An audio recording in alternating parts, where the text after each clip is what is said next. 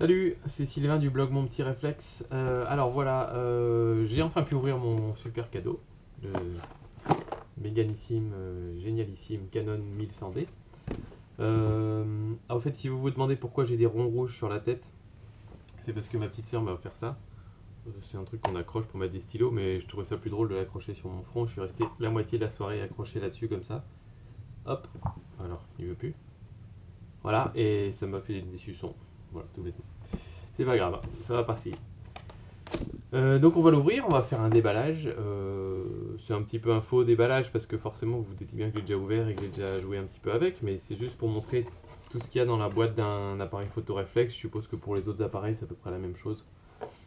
Sachant que celui-ci c'est un kit, donc ça veut dire qu'il y a un objectif déjà avec certains. Des fois on peut acheter si on veut le boîtier nu seulement. Donc on a une notice. J'ai gardé que celle en français, l'italien et tout ça, ça m'intéresse pas. Ça détaille comme n'importe quelle notice tous les boutons, toutes les fonctions et les menus de l'appareil, mais pas plus. Ça va pas vous aider à apprendre à faire de la photo, ça va pas vous dire quel mode choisir selon les situations. Voilà, c'est le basique de chez Basique. Ça c'est pour enregistrer le produit en ligne. La garantie, les CD avec les pilotes et des logiciels. Super important les logiciels. Souvent dans les vidéos de unboxing ou de déballage, les gens ils passent les CD comme ça. Moi je vous ferai une vidéo spécialement avec les logiciels qu'il y a dessus parce que je pense que c'est un gros plus pour les appareils réflexes notamment. Et ensuite à l'intérieur, on a un petit cordon qui sert à relier l'appareil photo à une télé ou à un ordinateur.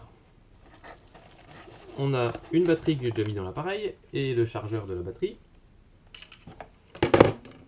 On a ensuite une lanière, je crois que ça s'appelle comme ça, ou un bandeau, que j'ai déjà accroché au boîtier. Voilà la bête. Ça c'est le boîtier sans l'objectif qui vient se mettre ici. Vue de devant, vue de derrière. Donc vous voyez ce que je vous disais, les boutons sont tous de ce côté-là. Du coup on n'a pas à s'embêter à faire des réglages de l'autre côté aussi. Donc moi je trouve ça bien. Là il y a la poignée pour bien le tenir. Et il y a la place ici exactement pour venir mettre son pouce. Voilà, c'est fait exprès, c'est très bien. Il y a un petit flash intégré, enfin voilà, c'est très bien. Et ensuite on a l'objectif, donc le fameux 18-55 IS, stabilisé donc, avec ça c'est le cache arrière pour retirer pour mettre sur l'appareil, et ça c'est le cache avant pour protéger la lentille. Donc on va le monter tout de suite. Alors,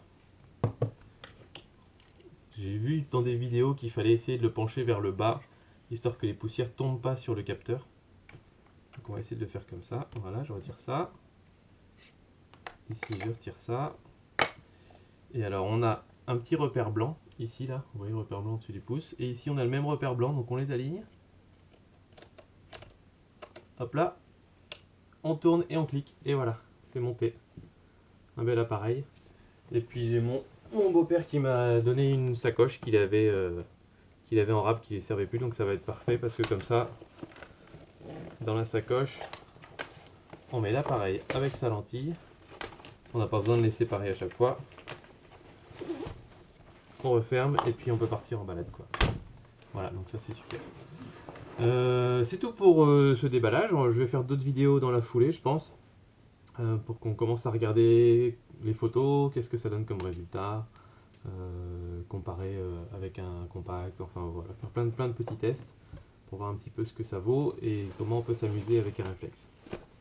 Voilà, donc à très vite. Ciao.